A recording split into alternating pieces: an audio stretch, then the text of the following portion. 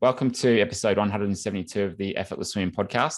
My guest today is Rebecca Hollingsworth, who's joining me from New Zealand. And Rebecca's recently just had a successful crossing of the Cook Strait. So welcome and congratulations.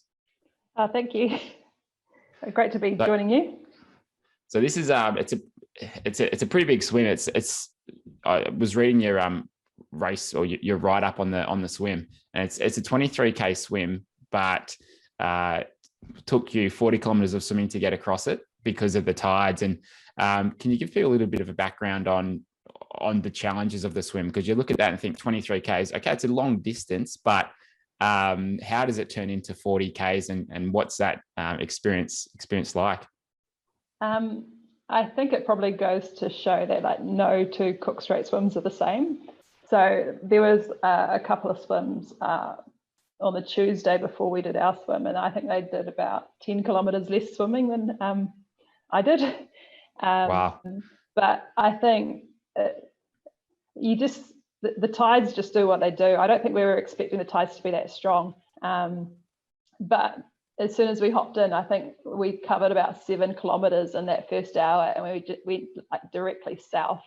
And then we sort of got stuck swimming on the spot for like an hour and a half before we sort of like then moved north. So definitely not a straight line across that piece of water. Yeah, what did you think when you saw that you heard that you'd swum 7Ks in the first hour? Were you thinking, "Oh, this is great," or like you knew that was the tides doing their thing? Oh, it was quite fun, and it was awesome that we were sort of going that quickly. I think. Did you feel it? Yeah, I think you do. Obviously, you don't know that you're going that fast, but when Phil did tell us, and I was like secretly hoping that it was kind of pushing us quite the way across the Strait, but it was just going south, really. Yeah. And what about the lead up to the swim? So you were planning to do the swim in around, I think, February, and you just didn't quite get a window for it. So then you had to continue your training for another month or month and a half. And how did you go mentally, just keeping that training going over the time where you just had to wait for another window? Yeah, so all my training, I sort of peaked around mid-January, like did a lot of mileage over the Christmas period. And we're doing some really big weeks then, sort of 50K-ish. And then sort of tapered for sort of Waitangi weekend, which in New Zealand sort of start of February. That was when our window was. And we're all like super excited to do the swim, and it looked like there was going to be a day that we could do it.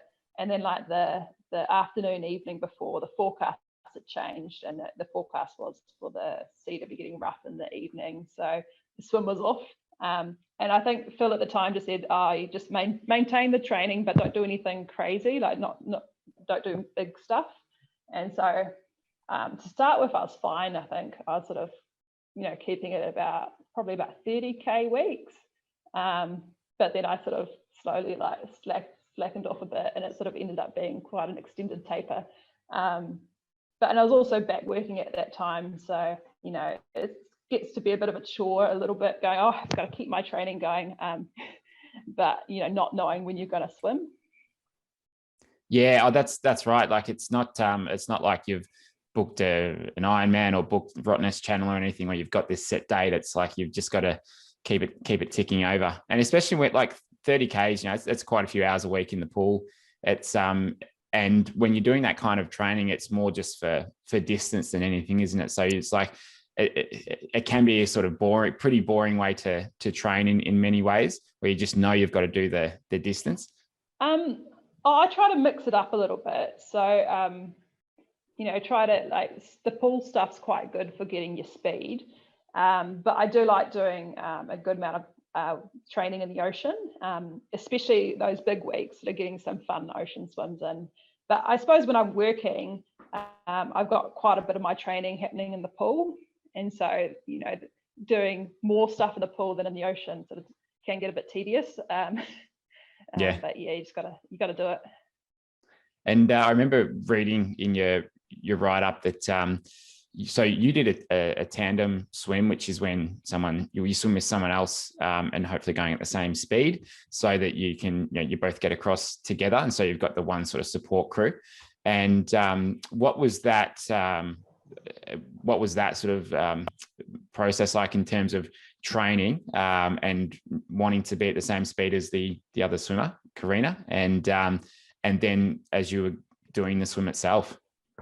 Yeah, so I'd previously done a tandem. So me and another friend did a tandem of Lake Taupo, and that went really well. Like we were pretty consistent through that swim, and so that gave me quite a lot of confidence to sort of give it a go with Karina, because we're all training together, so we sort of have a good idea of each other's pace. I do remember though, quite early in the season, we did a swim-a-thon, and it kind of sort of stuck out for me that, oh, Karina's swimming quite a bit faster. So I think she had sort of maintained a bigger mileage over winter, and I was sort of probably a little bit late to the training game this time around. And so I think there's not too much you can do about that, but actually just get your training up. And then with those big training weeks, we did a lot of swimming together. So a lot of our big swims, we tried to stick together. And I think that's probably the best thing you can do to sort of try to swim consistently, is actually do the training together. Yeah, definitely. That's what I found swimming or training for Rottnest was myself and a friend, Lysandra, we would do our big swims together in the bay here in Melbourne. And it was just like we'd swim side by side the whole way. And that it takes your mind off things so much more than if you're doing it by yourself. Like it was easy doing 10, 12, 15 kilometer training swims as we were getting closer to it. Whereas like you just didn't have to think about it. And then what about during the swim itself? So I know that about halfway across or a bit over that Karina started to slow down and she was getting cold and that sort of thing. Before that, was it easy? Did you feel like it was easier knowing that there was someone next to you swimming, or you didn't really think about it? To be honest, it was quite different to any of our training swims, because obviously when you're swimming in the harbour, you don't have the swell and the conditions that you've got in the Cook Strait. And so I think near the start of the swim, actually, I think Karina sort of got out ahead of me a little bit at the start, and then with the swell, it was quite hard swimming next to each other. But I think we managed all right, and Phil could see both of us, so I think we were fine. And then I suppose as we sort of got into a rhythm a little bit, and it probably as the swell sort of died down a little bit, we were sort of better sort of swimming next to each other. And then, like you said, sort of in the later part of the swim, she sort of started to drop her pace. And to start with, I just thought, oh yeah, I might just be getting faster or something. But yeah, as we sort of found out, that was the sort of start of hypothermia, which was not a good thing. No, Yeah. no. And how did you go having to slow your pace? Did you start to get colder as a result, or like what were you thinking mentally as well in terms of, or was it just like, oh, I'm swimming pretty quick here? So I think that the last thing that we wanted to do was for me to slow my pace. So I think Phil was quite conscious of that. And so what he got me doing was, so when Karina has slowed down quite a bit, he got me sort of swimming out from the IRB and back. So I was sort of doing this zigzag. I'm not sure for how long, probably I think at least an hour, sort of doing this zigzag across Cook Strait while Karina was sort of trying to keep me to the IRB. She wasn't doing a very good job of it at that point, but yeah. So I think if I'd slowed down, I would have got cold. So it's kind of important when you're doing a tandem that you've got you got to think about those things, I suppose. Yeah, and what about did you have to do any sort of cold adaptation in your training, or that was all in the bay, like you're swimming no wetsuit and it was a similar temperature? Yeah, so I suppose an advantage doing Cook Strait when you're a local is that you're sort of swimming in very similar water temperature. And both me and Karina swam through the winter, not doing long stuff, kind of just, we do a squad on a Sunday morning at the Freiburg pool, which is sort of next to the beach. And and then we'd sort of go out and do a short swim in the harbour sort of after our squad session. So we were sort of regularly sort of getting in the sea over winter, and then that sort of makes it quite easy sort of near the start of the season to start getting your mileage up in the sea and just being comfortable in the water. Karina's actually better in the cold than me, so that's kind of, it took me a bit by surprise that she got hypothermia, but I think, you know, she's written up a bit of a blog, and I think she sort of thinks it might be related to her fueling on that swim. Yeah, and that's one of the things, I can't remember who I was speaking to about it. It might have been like a nutritionist, Tara Diversi, and she works with a lot of channel swimmers and that sort of thing. And one of the things that she said that surprised me was that a lot of the times that when the body temperature drops, it's a result of not enough fuel or not the right type of fuel. And so I didn't know that a couple of years ago before speaking to her. So it's it's a big one. And what did you do fuel wise across the Strait? How often were you fueling and what were you having? So we had our first feed sort of after an hour, and then after that it was every half an hour. And I feel like I've got a relatively good plan for my feeding, because based on a couple of my other big swims. So after sort of swimming Lake Taupo, and I also did the SCAR series in Arizona in 2019. So I feel like I've practiced it a little bit. I have like I use like SIS, sports drink, and I feel like that's sort of the base of my fueling. Like when you're swimming, most of your fuel needs to come from your drink, I think. And then I think I was having gels roughly every third feed, less often than Taupo, because I think we overdid it in Taupo. I think me and Bree were having gels every second, and it's like after a while we're like, no, please, no more gels. Yeah. And then I think I just had a random collection of snacky things that I kind of just left it up to Phil to sort of just like give me some like snakes, like lollies, or I think we had like some peanut butter sandwiches. One thing I did learn is that what works well in a lake doesn't necessarily work well in the sea. So like we had some snack balls, like, you know, little foosball things, and they were just like too dry and solid. Oh, really? Yeah. Out in the Strait. Maybe because it wasn't a hot day, so I hadn't really softened.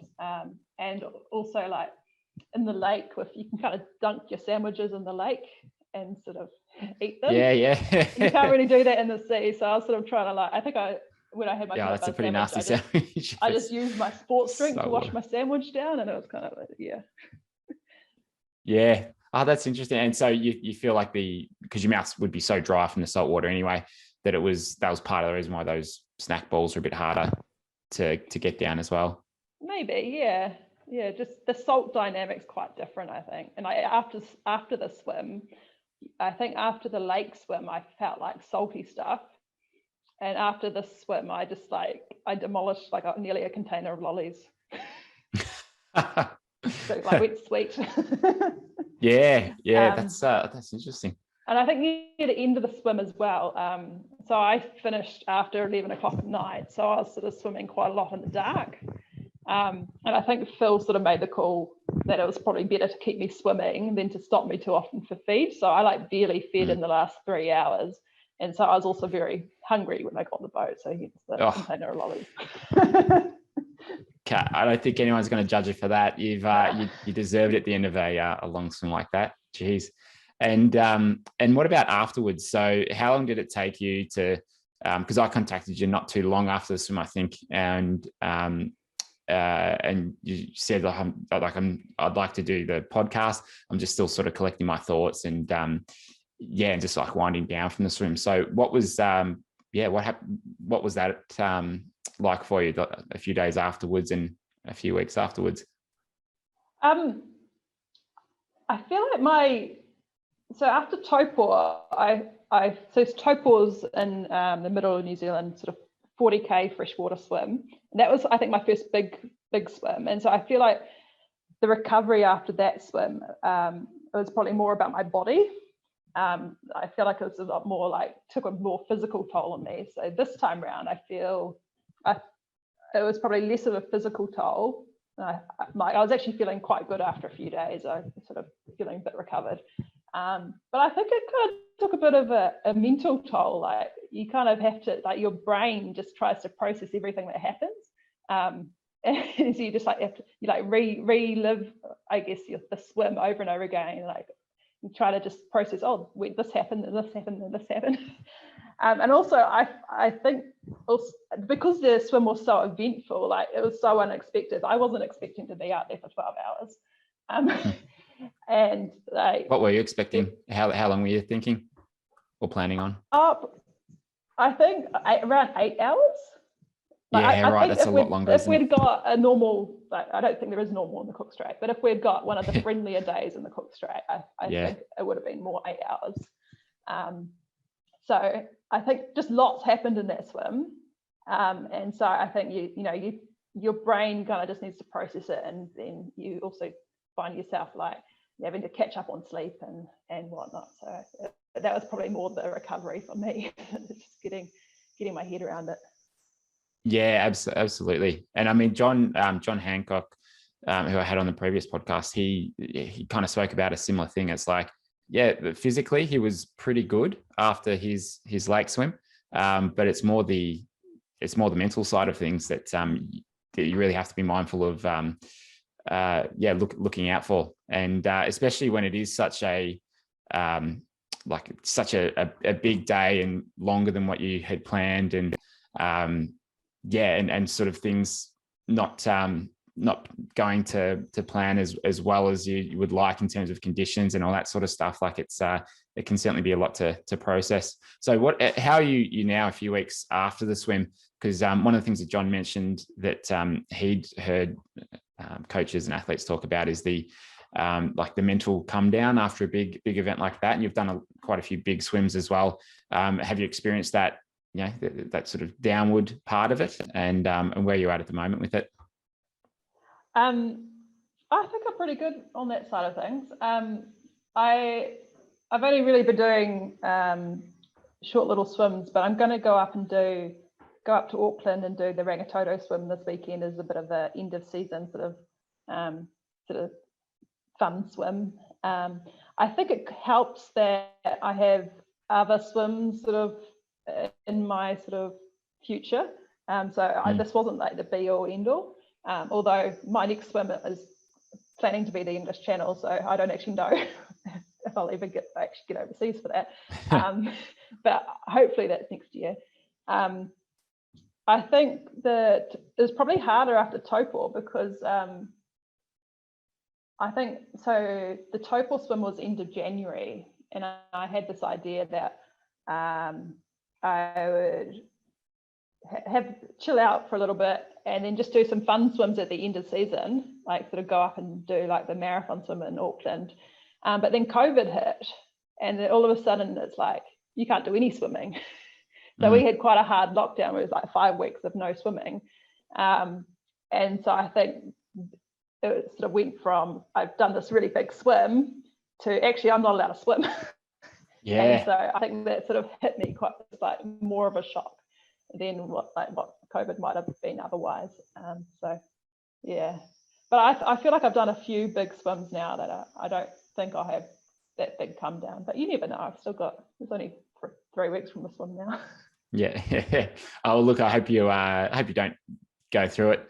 And it's, I mean, one of the positive things about like you got to do the swim is that with Phil, who was the support over there, and with all the boats and everything, like it's a swim that's just booked up for like, it was like 3 years ahead or 4 years ahead or something. Like there's so much demand to do the Cook Strait now that's part of the Ocean 7 series, that it's like it's almost impossible for the Kiwis to jump in and do it.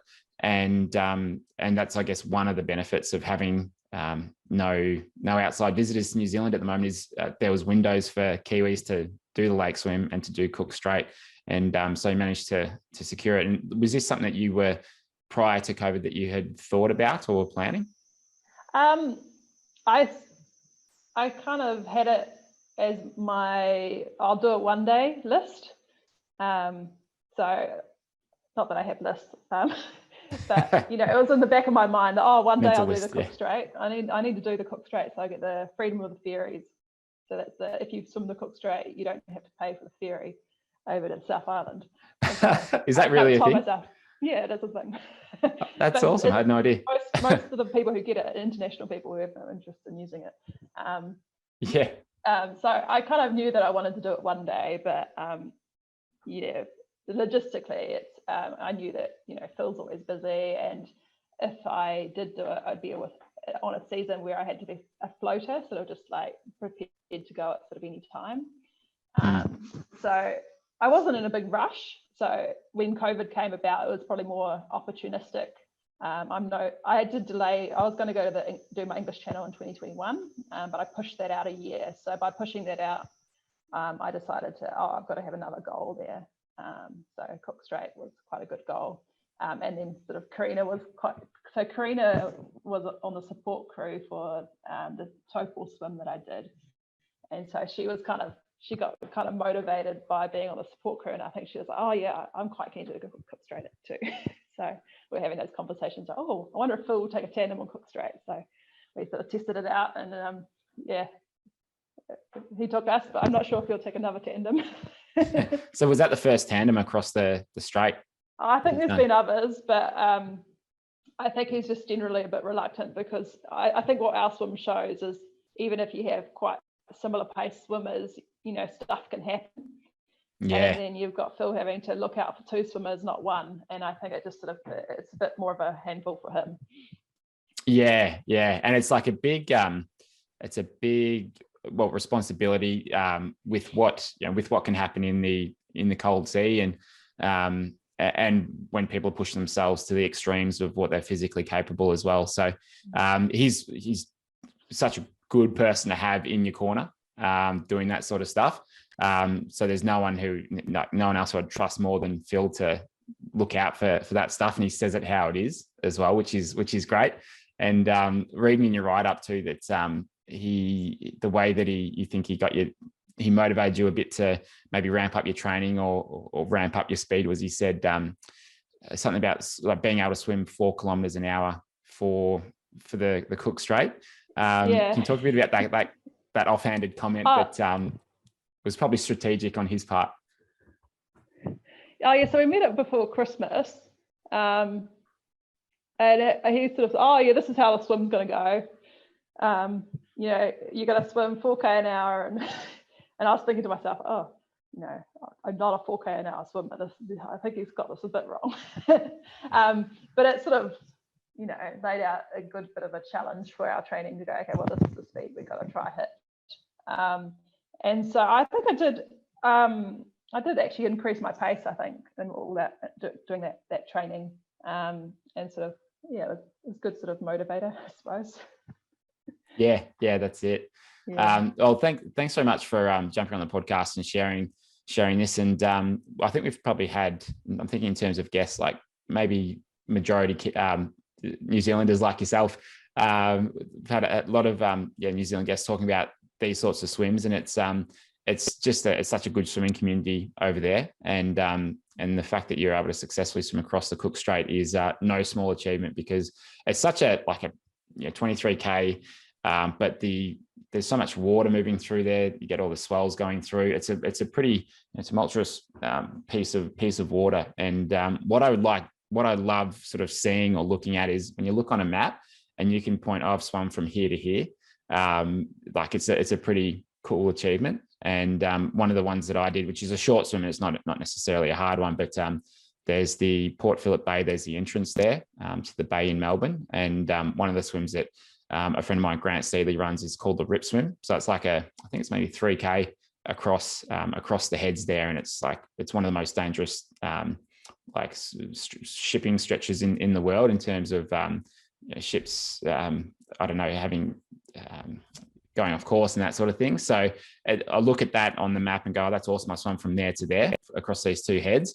But it pales in comparison to looking at the two islands in New Zealand and going, I swam from there to there. So Yeah, congratulations on that. It's quite funny because with our route, we ended up going as far north as these little islands called the Brothers. And so most people don't know about the Brothers unless they know about the Cook Strait. And one of my work colleagues is often out in the Cook Strait. And when she found out that we went to the Brothers, she sort of went home and told her husband, like, they went to the Brothers. Because apparently they're quite notorious. Like, she doesn't even go there in a boat. Really? Oh my God. Now I can look at the map and go, we went all the way up to those islands. Yeah.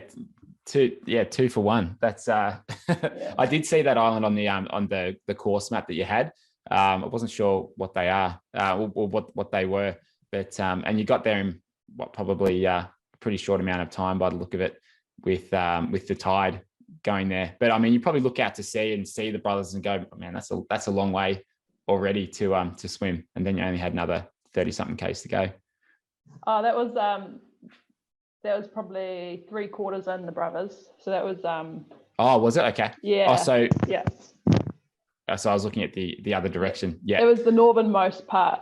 So we kind of went south first, and then the northernmost part of our route was the Brothers, and then it kind of got dark after that. And then we went to South gotcha. Island. Yeah. Well, I went to South Island. Cool. Karina hopped out then. Well, thanks again for being on the podcast, and good luck for whatever the next adventure is for you. And thank you.